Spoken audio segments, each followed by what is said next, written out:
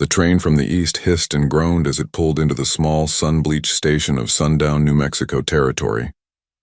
Dust rolled across the platform like smoke from a dying fire, and the few townsfolk who'd gathered shielded their faces from the wind. Among the passengers stepping down from the iron beast was a young woman who looked terribly out of place in the rough Western world. Her name was Eleanor Hayes, 23 years old, pale from a lifetime spent under Boston's gray skies. She clutched a worn carpetbag to her chest, her gloved hands trembling slightly. The lace trim of her bonnet fluttered as she looked around, trying to hide the uncertainty in her eyes. Everything around her seemed too big, too loud. The wide sky, the call of the telegraph, the smell of dust and horses. At the far end of the platform, leaning against a post, stood the man she had come to marry, Koa Redhawk. He was an Apache, tall, broad-shouldered, and striking in a way that made everyone else seem smaller. His hair was long and tied back with leather, his eyes dark as onyx. He wore a buckskin shirt, weathered trousers, and a simple hat pulled low against the sun. The murmurs around the station grew louder as he straightened and walked toward her. Whispers rippled through the onlookers.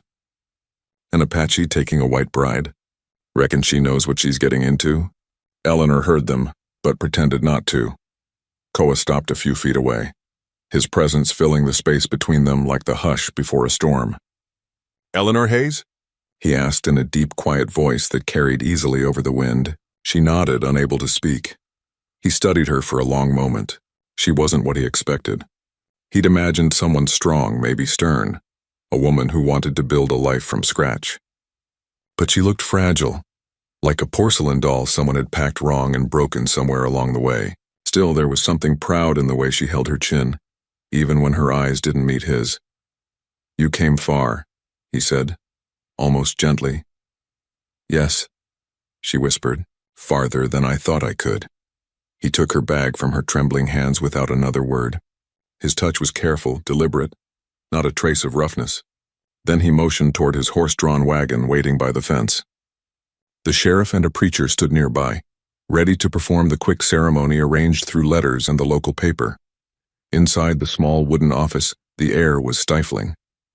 The preacher mumbled through the vows, his voice uncertain as though the words themselves didn't belong between these two people.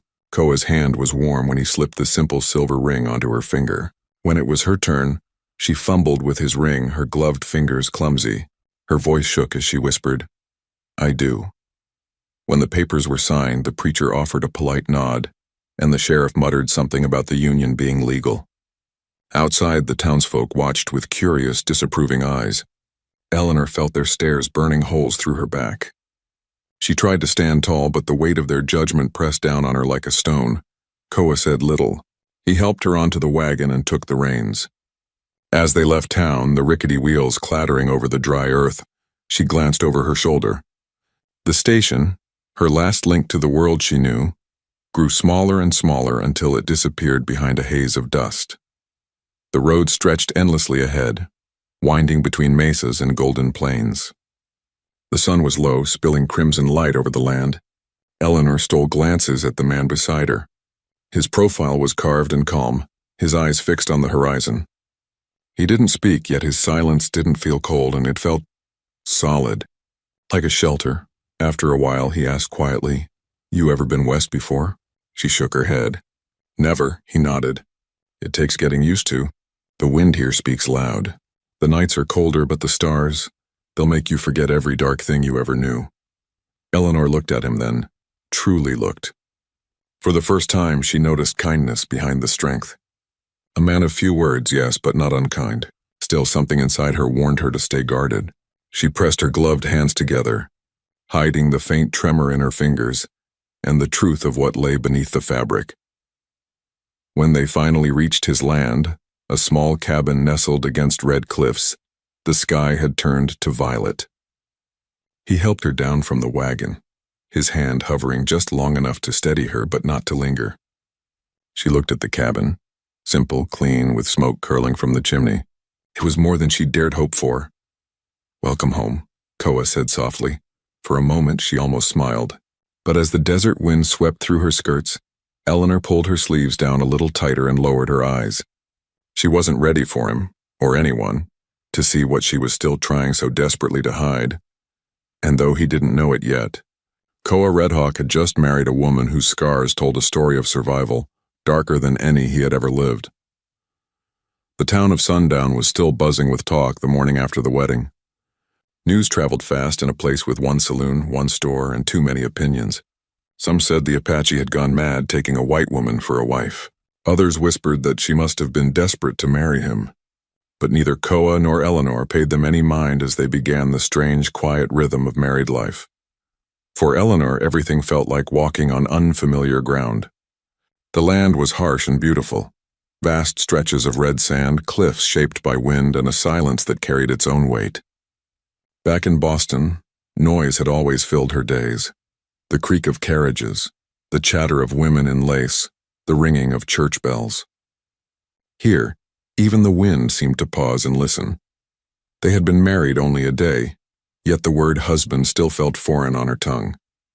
She stole glances at him as they unpacked her meager belongings, a Bible, a few dresses, and a photograph of her mother. Koa moved with quiet purpose, lifting crates and tending to the horses with a steady strength. He said little, but every movement seemed deliberate, as if he carried the weight of promises he hadn't spoken. That evening, they shared their first meal as husband and wife, beans and bread by the fire. Koa sat across from her, his broad shoulders outlined by the flickering light. He didn't press her to talk, didn't pry into her story. It was both comforting and unnerving. Most men she had known filled silence with noise, but Koa's calm stillness demanded its own kind of honesty. After several minutes, he finally spoke. "You came all this way alone?" She nodded. "Yes, no family." She hesitated, her spoon pausing halfway to her lips. "No one who wanted me to stay." He didn't ask more. Instead, he said softly, "Then you start new here." His words were simple, but something in them stirred her chest. A strange flicker of hope that she quickly smothered. She wasn't sure she knew how to start new. When the fire burned low, Koa stood. "You take the bed," he said, nodding toward the small sleeping area curtained off from the rest of the cabin. "I'll stay near the fire." She looked up, startled. "You don't have to—" "I want you to rest," he interrupted gently. She studied his face, unreadable but kind. For a moment, she almost believed he meant it. "Thank you," she whispered. When she slipped behind the curtain, she exhaled a breath she hadn't realized she'd been holding. The bed smelled faintly of cedar. She lay awake for hours, listening to the soft crackle of the fire and the steady rhythm of his movements outside. He was a stranger, her husband in name, but still an unknown presence. And yet, she felt safer in that cabin than she had in years. The next morning, sunlight spilled through the cracks in the shutters. Eleanor woke to the smell of coffee. Koa was already outside chopping wood, his muscles moving like the rhythm of a drumbeat. She watched through the window, surprised at the peace that filled her chest. When he came in, she tried to thank him, but her words faltered. "You didn't have to." "Make coffee?" He shrugged, pouring her a tin cup. "You look like you needed it." A faint smile tugged at her lips before she could stop it. Later that week, they rode into town for supplies. The townsfolk stared as they passed, some openly, some pretending not to. Koa ignored them, but Eleanor could feel the burn of every pair of eyes. At the general store, a group of women whispered near the shelves, their voices sharp and thin. "Poor thing," one murmured. "She doesn't know what she's gotten herself into." "Or maybe she does," another replied with a smirk. Eleanor pretended not to hear, but her face flushed hot. She focused on the list in her hand, though her fingers trembled slightly. When they left, Koa spoke quietly but firmly. "You don't owe them a single thought," she swallowed hard. "I know." He stopped walking then, turning to face her. "They see what they want to see," he said. "They don't know what's here." He touched his chest lightly over his heart. For a long moment, she couldn't look away from him. The tenderness in his eyes startled her. It wasn't pity. It was something else, something gentler. That night, as they sat by the fire again, Eleanor finally found the courage to ask, "Why did you choose me? Out of all the women who must have answered your letter?" Koa thought for a long time before answering. "Because you wrote you wanted peace." "Not wealth, not land, just peace." Her breath caught. No one had ever listened to her so simply. He added, his voice softer now. "A man who's seen war knows what peace is worth." She nodded, her eyes glistening. For the first time, she believed this marriage, and strange as it was, might not have been born of desperation alone. It might just be a beginning neither of them expected. Outside, the wind shifted, carrying the scent of rain. Inside, two strangers sat in silence, not. The days settled into a rhythm at Koa Redhawk's cabin. Quiet, almost wordless, like the slow hum of the wind against the canyon walls. The silence wasn't heavy, but it carried the weight of two souls still learning how to share the same space without colliding. Eleanor spent her mornings sweeping the cabin's plank floor, boiling coffee, and tending to the little patch of garden that Koa had built behind the house. She was careful with everything she touched, as if afraid she might break it, or that it might break her. When she moved about, the long sleeves of her cotton dress brushed her wrists, hiding the marks beneath. Even in the heat, she never took off her gloves. Koa noticed, of course. He noticed everything. He watched her move like someone trained by pain. Quiet steps, quick hands, shoulders drawn inward. She never raised her voice, never laughed. She barely ate. When he spoke to her, she answered softly, politely, and always with her eyes down. He didn't press. He knew what it was to carry wounds invisible to others. His own scars, from battles, from prejudice, from a world that called him half man, half savage, had taught him patience. So he gave her space. One evening, as the sun bled orange across the horizon, Koa returned from the stables and found Eleanor sitting on the porch with her sewing. Her bonnet lay beside her, and a strand of pale hair had fallen loose across her face. For a moment she didn't notice him. She was humming, a low, haunting tune that drifted into the air like smoke. He leaned against the railing quietly.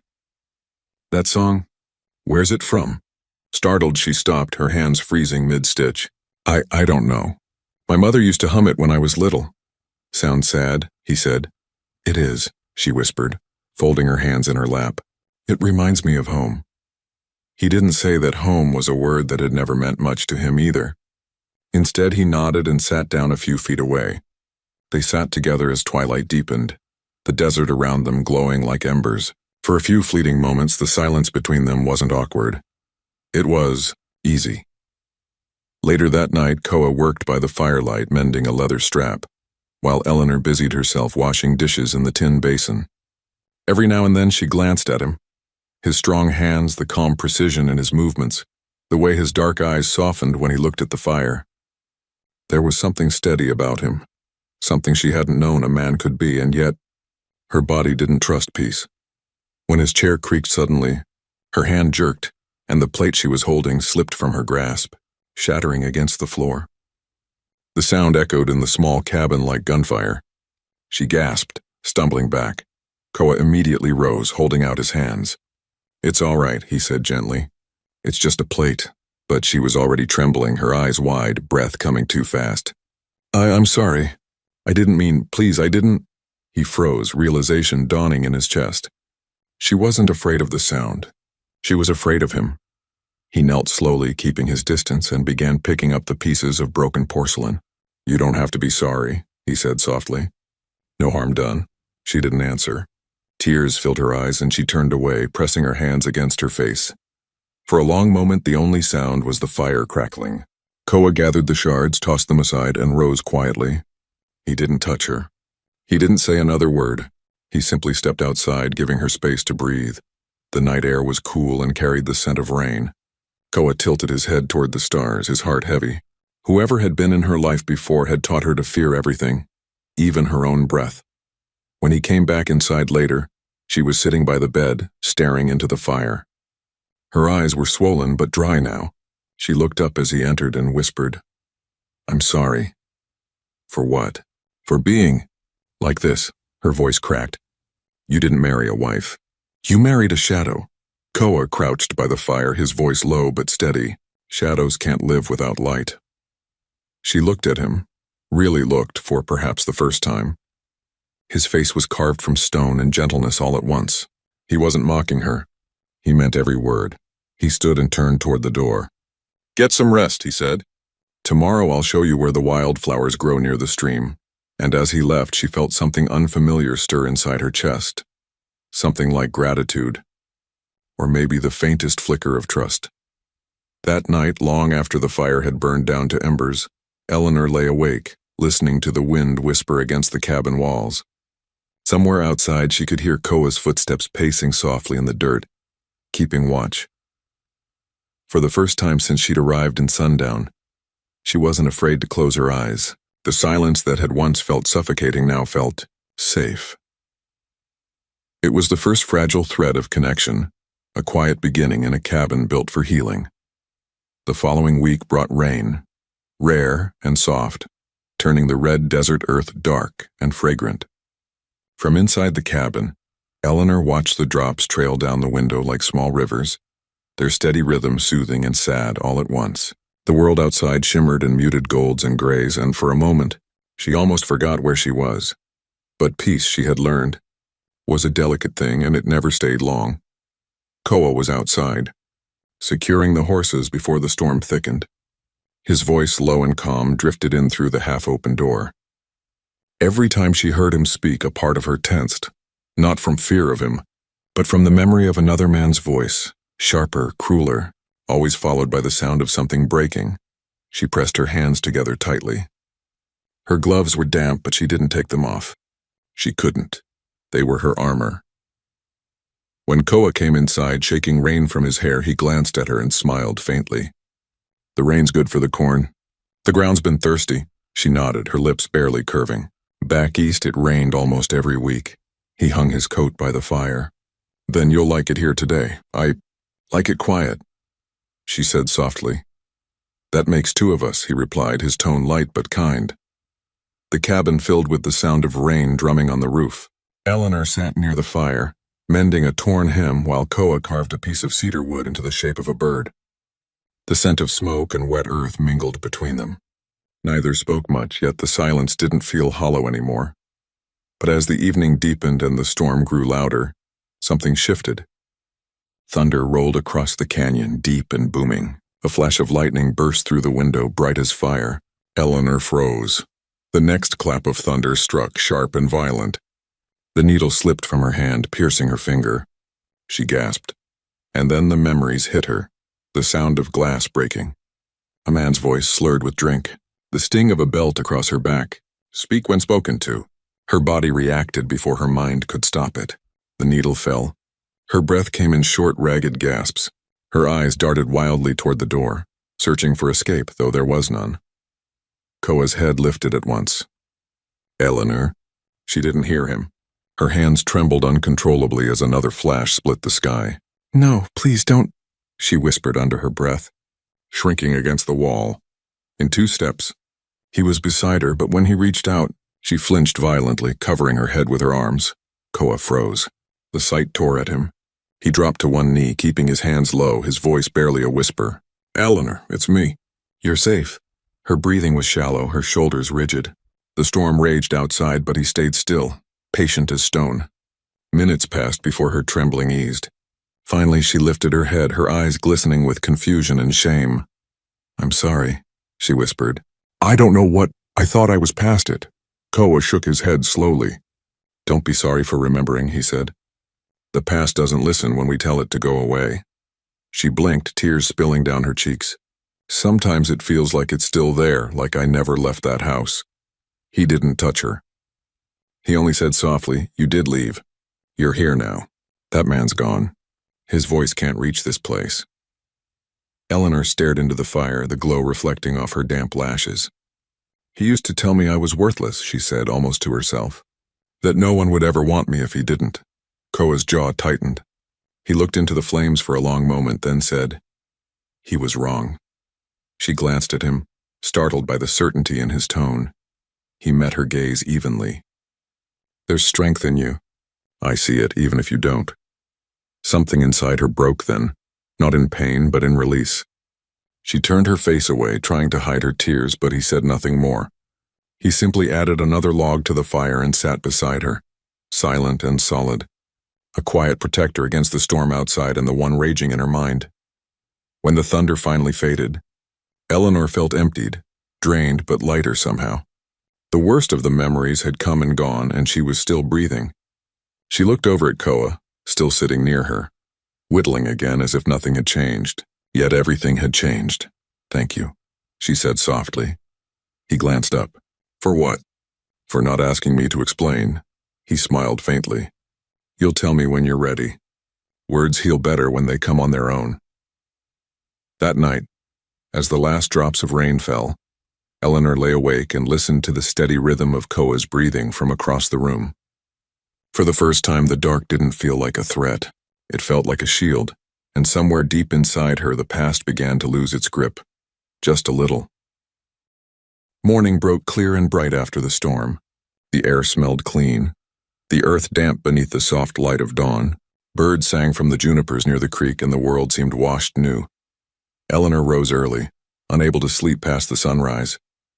Her heart still felt heavy from the night before. The storm had shaken something loose inside her, something old and tender. But she also felt strangely calm, as though the desert itself had heard her fear and taken some of it away. She slipped on her gloves and shawl and carried the laundry basket down to the stream behind the cabin. The water ran cool and clear, rippling over smooth stones. Kneeling on the bank, she began scrubbing Koa's shirts against the washboard, humming softly under her breath, the same tune her mother once sang when life still felt safe. For the first time since she'd arrived, she felt a moment of peace. The air was warm, the sun kissed her cheeks, and she thought, just for a heartbeat, that she might be all right. Then she heard footsteps behind her. She turned, startled to see Koa coming down the path carrying a bucket. His sleeves were rolled to his elbows, his skin bronzed by the sun. He looked every bit the part of a man born of this wild land, strength and calm wrapped in quiet dignity. "Morning," he said softly. "Morning," she replied. A bit breathless, he knelt beside her, filling his bucket. "You don't have to do all this yourself. I can help." "I don't mind," she said quickly. "I like the sound of the water." He smiled slightly. "Then I'll let you have it to yourself." He turned to leave, but as he did, a breeze lifted the edge of her shawl and pushed her sleeve up past her wrist. Koa stopped mid-step. For a heartbeat. He saw nothing, just pale skin wet with sunlight. Then the light shifted and the truth appeared. The scars. Thin white lines crossed her forearm, some long and raised, others faint and faded, but all unmistakable. They ran in uneven paths, some looking like burns, others like lashes. They were the kind of marks that didn't happen by accident. Eleanor noticed his gaze too late. Her breath caught and she yanked the sleeve down, fumbling to cover her arm. He froze, the bucket slipping slightly in his hand. "Eleanor." She shook her head, backing up a step. "Please don't." His voice softened, low as the wind in the grass. "What happened to you?" She turned away, her voice trembling. "It doesn't matter." "Yes, it does," he said quietly. She hugged herself, shaking. "You wouldn't understand." Koa stood there for a long moment, his chest tight, torn between wanting to reach for her and fearing what that touch might do. Finally, he said, "Maybe I wouldn't, but I've seen pain. I've carried mine too." Eleanor's shoulders quivered. Her voice came out raw. "You don't know what it's like to be someone's property. To wake up every day wondering what you did wrong just by existing." Koa's throat tightened. He stepped closer, his movements slow, deliberate. "No," he said, "I don't know your pain. But I've known chains. Not made of iron, made of names. Made of how people look at me. Made of what they say I can't be." That made her look at him, really look. For the first time, she saw the echo of her own wounds reflected in his eyes. He nodded slightly. "Pain leaves marks, but it doesn't own you unless you let it." Her lip trembled and she whispered, "I wish I could believe that." "Then I'll believe it for you," he said simply. The words undid her. Her knees gave way and she sat down on the riverbank, her gloved hands clutching the hem of her skirt. Tears she hadn't planned to shed spilled freely. She hated that he'd seen, hated the shame, the exposure, but at the same time something in her felt lighter. It was the first time in years someone had seen her scars and not turned away in disgust or pity. Koa crouched a few feet away, not touching her, not forcing her to speak. The silence between them filled with the sound of running water and her soft, broken sobs. After a long while, he said quietly, "You don't have to hide them anymore. Not here." She looked up, startled. He held her gaze. Steady, kind. "They're not what I see when I look at you." "What do you see then?" she asked, her voice trembling. "A woman who's still standing," he said. "That's more than most." When she finally rose, her eyes were red, but her shoulders a little straighter. The air felt cleaner, the world sharper. She couldn't meet his eyes again just yet, but as she walked back toward the cabin, she knew something had shifted. Koa watched her go. The image of those scars burned into his mind, not as marks of weakness, but as proof of everything she had survived. And though he said nothing, he made a silent vow to himself. No one would ever hurt her again. That evening, the world outside glowed copper and gold. The storm-washed land shimmered in the fading sun, and a faint breeze carried the scent of wild sage through the open window. Inside the cabin, the air felt heavy, not with anger, but with something unspoken. Eleanor sat by the fire, her hands still, her gloves folded neatly in her lap. She hadn't spoken much since the moment by the stream. She'd gone about her chores quietly, keeping to herself, her eyes distant. Yet beneath her calm, shame and fear warred like restless ghosts. Koa moved about the cabin in silence, feeding the fire, setting out supper. He didn't look at her directly, but his presence filled the space like steady warmth. Patient, waiting. When he finally spoke, his tone was soft. "You don't owe me words, not if they hurt to say." Eleanor's throat tightened. For a long moment she said nothing. Then slowly she lifted her gaze toward him. "I know," she whispered, "but if I don't speak now, I never will."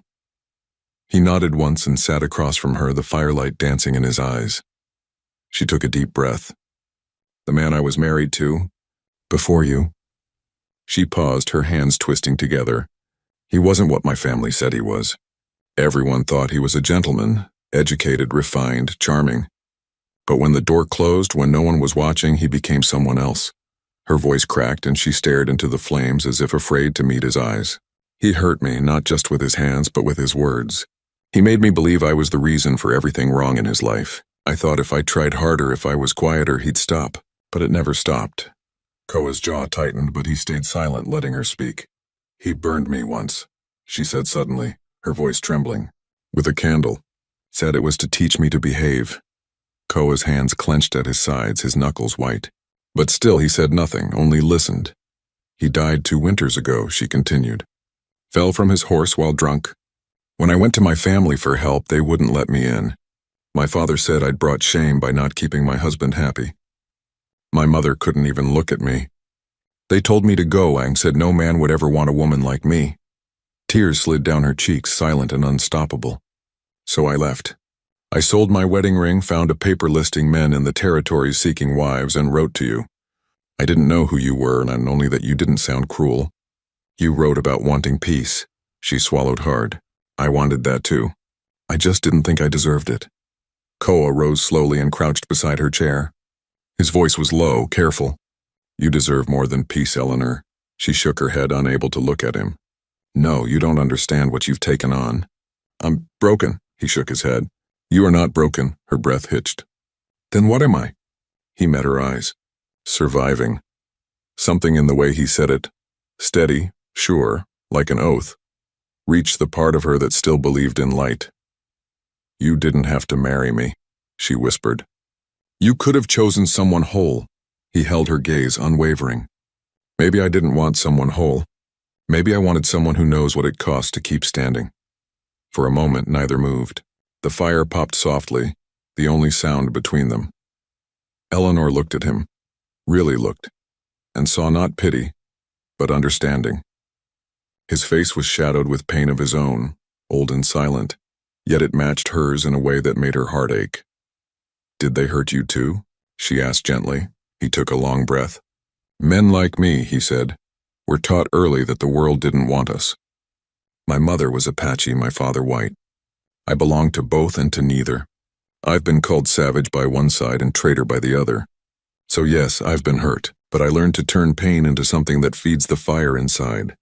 Eleanor wiped her eyes with the corner of her sleeve. "I don't have that kind of strength," he smiled faintly. "You do. You just don't see it yet." Silence settled again, softer this time, lighter. She didn't feel the need to hide her face or pull down her sleeves. The fire painted the room in gold, and for the first time her scars didn't feel like secrets.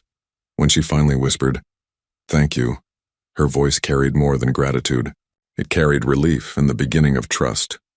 Koa stood, his gaze gentle. Sleep, Eleanor. The land's quiet tonight. Let it hold you. She nodded, her heart trembling. As she lay down, the firelight flickered against the walls, and she realized that the shadows didn't frighten her anymore.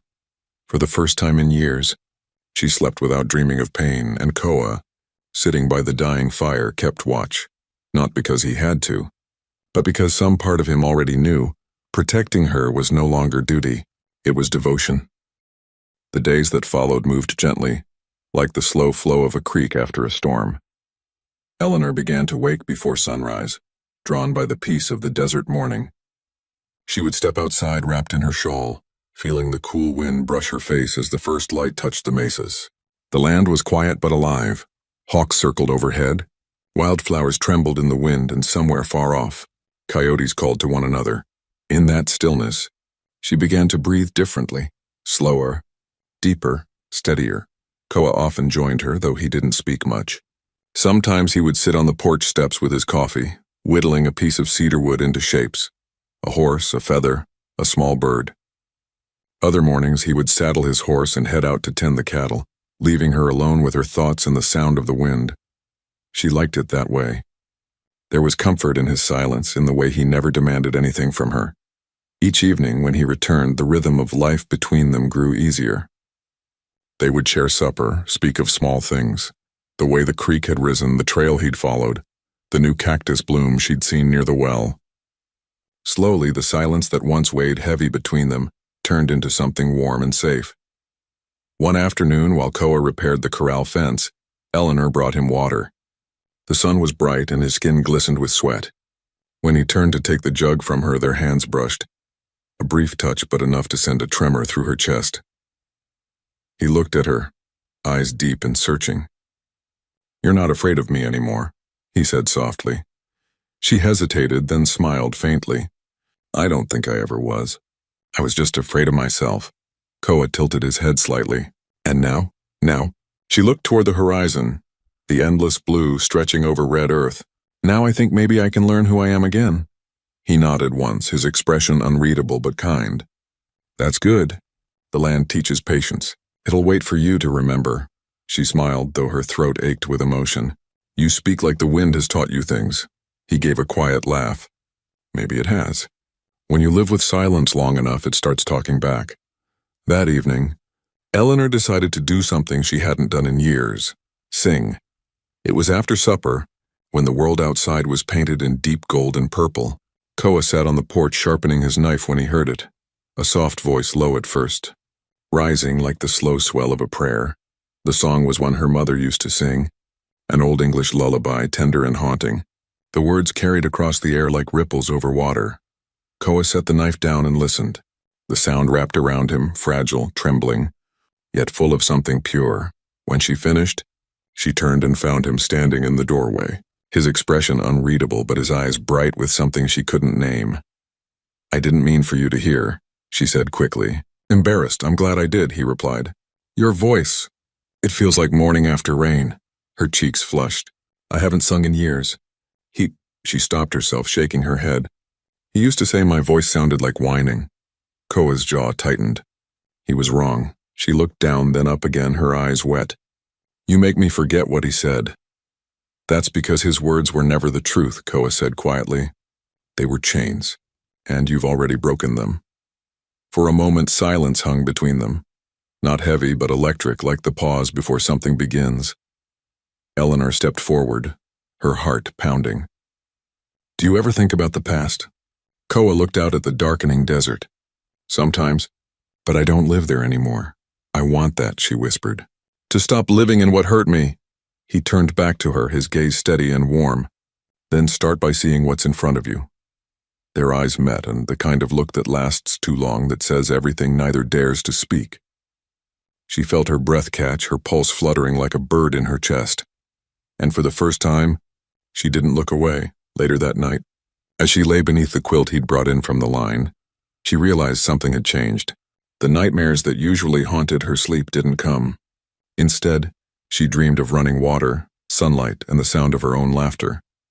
When she woke in the quiet dawn, Koa was already outside, chopping wood. Through the window, she watched him, tall, strong, calm, and her heart whispered something she wasn't ready to name. But she knew this much. The scars no longer defined her. The desert was teaching her how to heal, and Koa, without words, without promises, was teaching her how to feel alive again. The wind that evening carried the scent of rain, though the sky remained clear. The land shimmered in shades of amber as the sun sank behind the ridges. Inside the cabin, the firelight painted the walls in gold and everything felt still, the kind of stillness that comes before something sacred. Eleanor sat by the hearth, sewing the torn hem of her dress. She hummed softly to herself, unaware that Koa was watching her from the doorway. He'd been quiet all day, lost in his thoughts as he worked outside. But now, as he watched her, the way her head tilted when she concentrated, the way the firelight softened her hair, something stirred inside him, something deeper than want. When she looked up, their eyes met and she smiled, shy, uncertain, but real. "Long day?" she asked. He nodded. "The fence is fixed. The cattle will stay where they should now." She chuckled softly. "Seems like everything listens to you around here." He leaned against the doorframe. "Not everything." The words lingered, low and heavy. Eleanor's needle paused mid-stitch. There was a pulse beneath the silence, a hum that neither of them could ignore. Koa stepped forward slowly, as though crossing an invisible line. He stopped a few feet away, close enough for her to feel his warmth. "You don't have to look away anymore," he said quietly. Her hands trembled. "I'm not hiding." He tilted his head slightly. "Not from me, but from yourself." She swallowed hard. "Maybe I don't know how to do anything else." Koa crouched in front of her, close enough that the firelight caught the gold flecks in his eyes. "Then let me show you how." He reached out slowly, so slowly, until his fingers brushed the edge of her sleeve. She flinched, instinctively pulling back. His hand stopped, open, waiting. "I won't touch you unless you let me," he said. The gentleness in his voice broke something inside her. She looked into his eyes, calm, patient, full of a warmth she hadn't known could exist. After a long breath, she nodded. Koa's hand moved again, this time lifting her sleeve inch by inch until the pale skin of her forearm was revealed. The scars glimmered in the firelight, a map of pain and survival. He didn't speak. He didn't gasp or pity. Instead, he looked at them as though they were sacred, proof that she had lived. His fingers hovered just above her skin, not quite touching. "Does it hurt when someone looks?" he asked softly. "Sometimes," she whispered, "because it reminds me." "And now?" She looked down at his hand, steady, warm, kind, and then back at his face. "Now it feels different." He let his fingertips trace one of the faint lines, light as a breath. "The body remembers," he said, "but so does the heart. You can teach it new things." Her breath trembled, not from fear, but from something she hadn't felt in years. Safety. He moved his hand from her arm to her wrist, then to her hand, threading his fingers through hers. The warmth of his touch sank deep, steadying her heartbeat. Eleanor's voice was barely a whisper. "Why are you so gentle with me?" "Because no one ever was," he said quietly. A tear slid down her cheek, but she smiled through it. "No one ever was." He reached up and brushed the tear away with his thumb. "Then let that change tonight." The fire popped softly, and for a long time they said nothing. The moment stretched between them, fragile and sacred. Eleanor finally spoke, her voice trembling but strong. "When you look at me, I don't feel small anymore." Koa's eyes softened. "That's because you're not. You never were." She exhaled shakily, the last of her old fear slipping away. Her shoulders relaxed. Her scars, once a mark of shame, now felt like part of a story still being written. He pressed her hand gently to his chest, where his heartbeat thudded slow and sure beneath her palm. "Do you feel that?" "Yes, that's what I see when I look at you," he said. "Life, strength, not the pain. The proof that you survived it." Her lip trembled and she whispered, "You make it sound beautiful."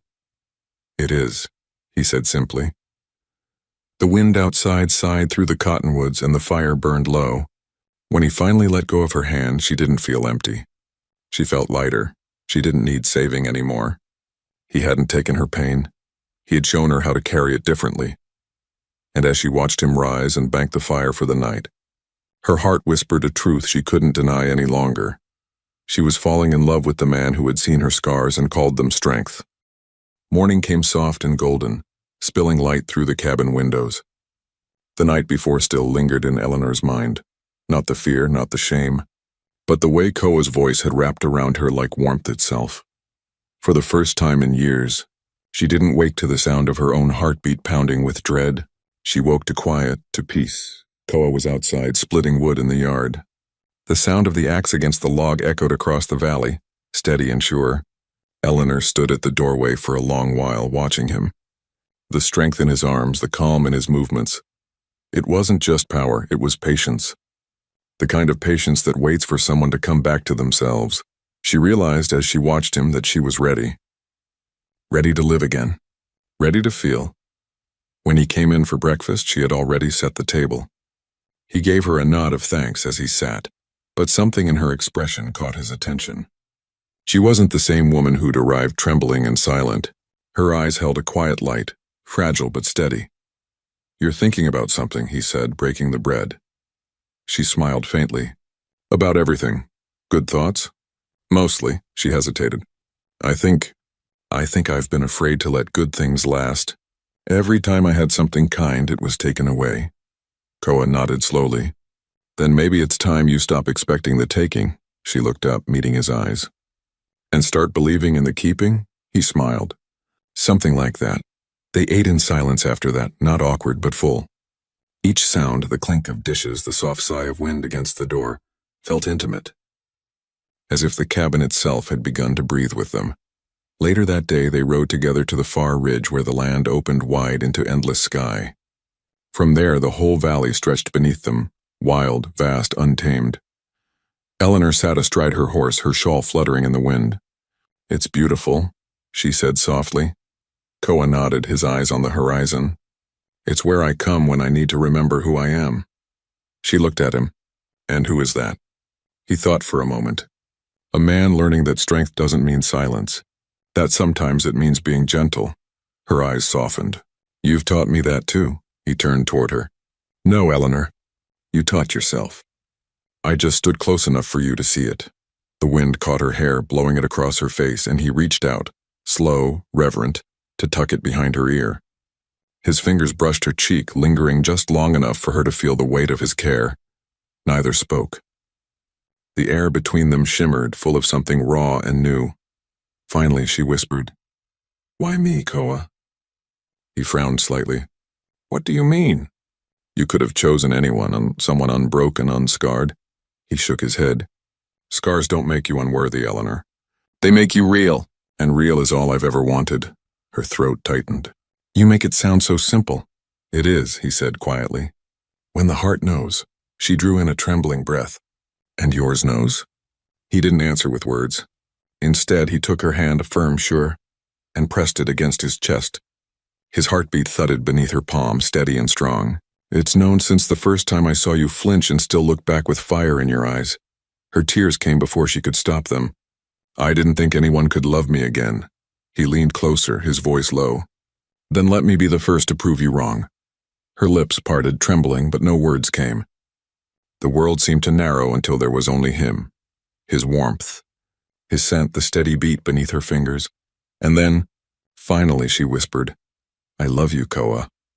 The words felt strange and wild on her tongue, fragile, yet fierce. Koa's breath caught, his eyes shining with something deep and unguarded. "Say it again," he murmured. She smiled through her tears. "I love you." He closed the space between them, his forehead resting gently against hers. "And I you," he whispered. "Not because you need saving, Bagad, but because you remind me what it means to live." They sat there on the ridge as the sun began to dip, hand in hand, the sky burning with color. Neither spoke again. They didn't need to. Love had finally spoken, and softly like the desert wind. And for the first time in her life, Eleanor believed it would stay. That evening, the world seemed to pause. The desert stretched wide and endless, glowing beneath a sky scattered with 1,000 stars. The air was cool, carrying the faint scent of sage and rain-soaked earth. It was the kind of night that made the land feel alive, breathing, listening, holding secrets in its silence. Eleanor stood outside the cabin, her shawl drawn tight around her shoulders. The door creaked softly as Koa stepped out to join her. He carried 2 tin mugs of coffee, steam curling into the crisp night air. He handed her one, his hand brushing hers, warm and sure. "Couldn't sleep?" he asked quietly. She shook her head. "Too much in my heart tonight." He smiled faintly. "That's not a bad thing." They stood side by side, looking out toward the dark horizon. The moon was full, silvering the ridges and casting the valley in a soft glow. Somewhere far off, a lone coyote called, its cry echoing across the canyon. Eleanor took a slow sip of her coffee, then glanced at him. "Do you ever think about what's next?" He looked down at her, brow furrowing slightly. "Next," she nodded. "For us," his gaze softened. "Every day," her breath caught. "And?" He set his mug down on the porch rail, then turned fully toward her. "Eleanor," he began, his voice steady but tender. "When I sent that letter asking for a bride, I didn't expect you. I didn't expect someone who'd walk into my life and make the silence feel like music. You were supposed to be a stranger. But you became home." Her eyes filled with tears, the kind that came not from pain but from being truly seen. He continued, his voice low. "I know what it's like to live with ghosts, to carry the weight of what others have done to you. But I also know what it means to choose what comes next. And if you'll have me, I want our next days to be together." Eleanor's lips parted in surprise. "You're asking me again?" "I'm asking you for real this time," he said softly. "Not as a mail-order bride sent by chance, but as the woman I choose." She laughed through her tears, shaking her head. "Koa, I came here believing no one could ever love me again." He reached for her hand, his thumb tracing slow circles over her skin. "And now?" "Now," she whispered, "I believe again." He smiled, and small, quiet, full of meaning. "Then let me say it plain. I love you, Eleanor. All that you are, all that you've been through, every scar, every silence. You're the strongest person I've ever known." Her tears fell freely now, but she didn't hide them. She looked up at him, her voice trembling with truth. "You found me when I didn't know I was lost. And you stayed when I didn't know I could be found." The wind stirred between them, cool and gentle, as though the desert itself was listening. Koa lifted his hand to her cheek, brushing away her tears. "No one will ever make you feel small again," he whispered. "Not while I breathe." Eleanor's heart ached, not with fear but with a deep, overflowing love. She leaned forward, her forehead resting against his. "Then promise me something," she said softly. "Anything. Promise we'll keep healing, together, no matter how long it takes." He smiled, his breath warm against her skin. "That's a promise I'll never break." The night wrapped around them as he drew her into his arms. She rested her head against his chest, listening to the steady rhythm of his heart, the sound that had become her peace. They stood there until the fire inside the cabin dimmed to embers, until the stars began to fade into dawn. The land shifted from silver to gold and a new day was born. Eleanor looked out at the horizon, her hand still in his. "The desert feels different now," she said. Koa followed her gaze. "That's because you've changed it," he said quietly. "You gave it something new, hope." She smiled, turning toward him. "No," she whispered. "You did." He shook his head, brushing a strand of hair from her face. "We both did." Then, under the rising sun, he kissed her, slow, certain and full of everything they hadn't been able to say before. From that day forward, the scars that once marked her past became symbols of her strength. The land that once seemed harsh became home, and the man who had once been a stranger became her heartbeat beneath the endless desert sky. Their love didn't erase the pain. It rewrote it, turned it into something living, something that could grow. And as the wind carried the sound of her laughter across the open plains, Koa whispered into her hair, "You're free now, Eleanor, truly free."